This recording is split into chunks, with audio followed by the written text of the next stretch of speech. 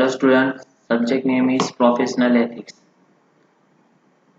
Now in this subject we will start from the chapter number 2, that is the business ethics.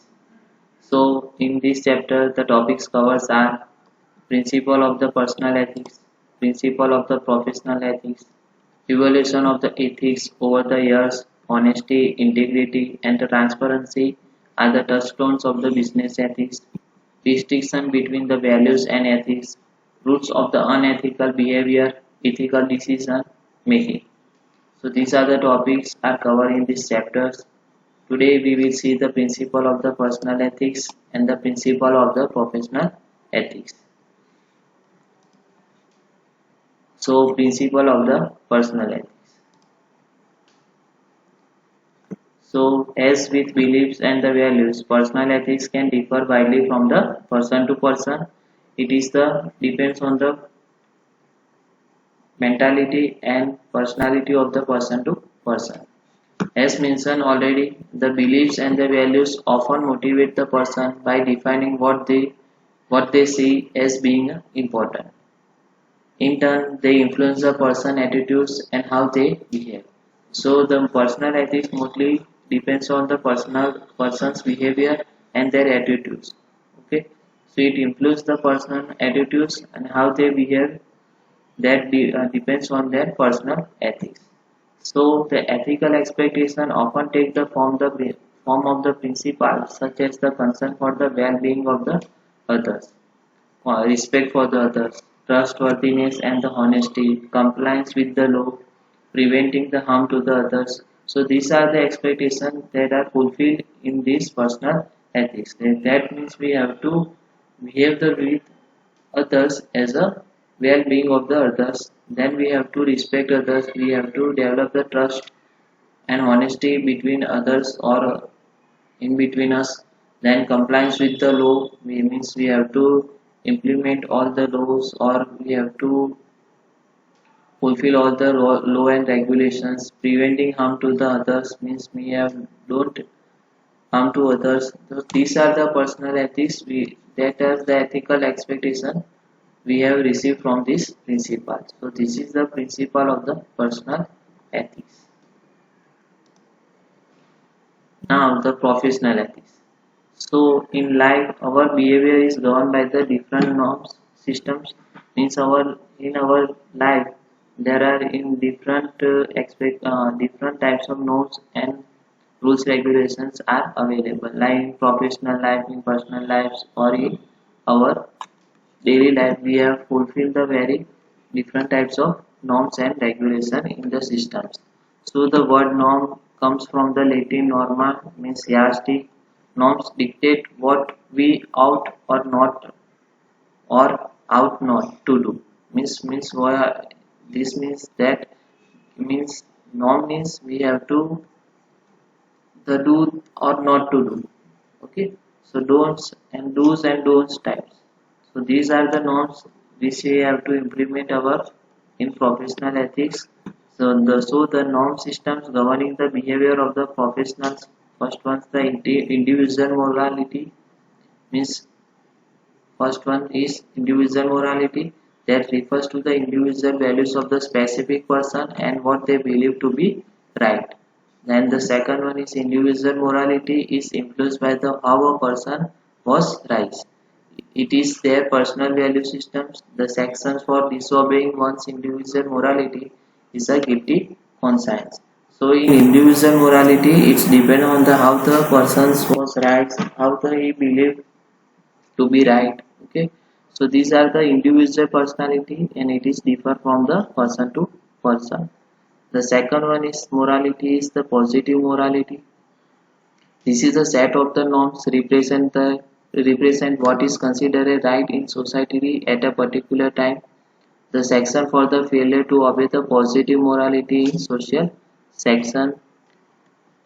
Okay, so this is the second one is the positive morality means it is a depends on the particular time means what is right in society at particular times. Okay, and also it obeys the section for the failure to obey the positive morality social section. Third one is the law, that is the legal norms. Laws protect the society and prevent the anarchy by regulating the behavior like public law and the private law. These are the example of the legal norms. So in public laws, we are also refer to the criminal laws between the state and individuals. And private law also referred to as the contractual law and focuses on the relation between the persons. And the formal law and the common law find expression in the reported judgment of courts. So these are the legal requirements or legal laws and regulation or norms. And the last one is the fourth one is professional ethics. So in professional are a group of the people who are earn a living by undertaking a common activity and who regulate the most of these themselves. And firstly they must from a constitution, that means the same match. And secondly they must publish a professional code of rules or an ethical code of conduct, and this code must be in line with the law and is often the more restrictive than the law. So the professional ethics, it is the made of group of people, means they earn a living by undertaking the different activity and who regulate the most of activity by themselves only. Okay, so in professional ethics it is the in form of the constitutions. Okay, and it is the often more restrictive than the other laws. Okay, so these are the principle of the professional ethics.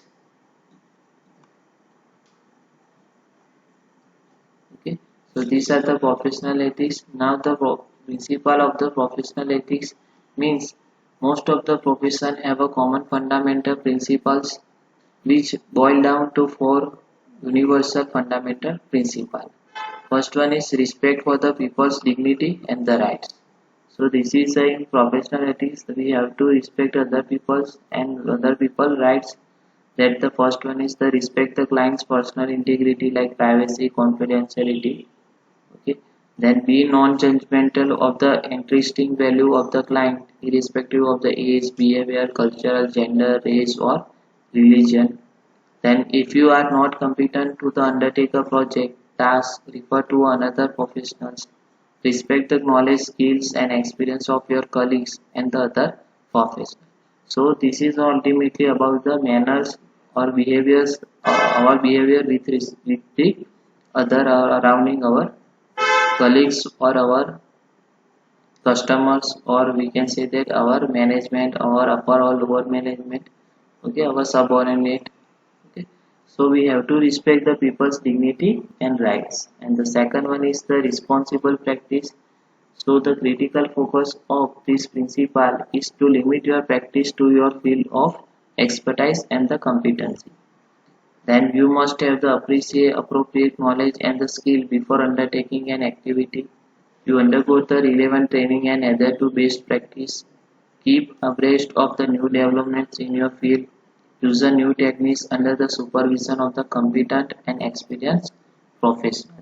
So the in responsible practice we have to do the trainings and we have to develop our skills and knowledge to undertaking the any activities, or we have to be a expertise or competitive person in our fields. So this is the responsible practice that we have to do in the professional ethics. And the third one is integrity in relationships. The power relationship is unbalanced between the client and the professional, as most power rests with the professional, having the knowledge and the skill which leaves the client vulnerable. The professional code expects the professional to act with the integrity, and for professional to be accepted in society and successful in their profession, they will need to be trusted. So there is a fiduciary relationship where one person, that means the client, in a position by vulnerability, justifiably responds confidence, good faith, reliance, and trust in another. The professional whose aid, advice, or protection is sought in some matter, and in such a relationship, good conscience requires the one to act at all times for the sole benefit and interest of other, and with loyalty to the those interests. So ultimately, integrity relationship is mostly related to the part number one, that is the respect for the people's dignity and the rights. So in this relationship, we have to do the professional codes and we have to act in professionally with integrity. Then we have to develop the good faith, reliance, and trust between another or our professional in our professional relationship with our colleagues, with our top management, then with our customers. So these are the integrity in relationships. And fourth one is the responsibility. Clients are clearly the professional first responsibility, but professionals also have the responsibility to the society.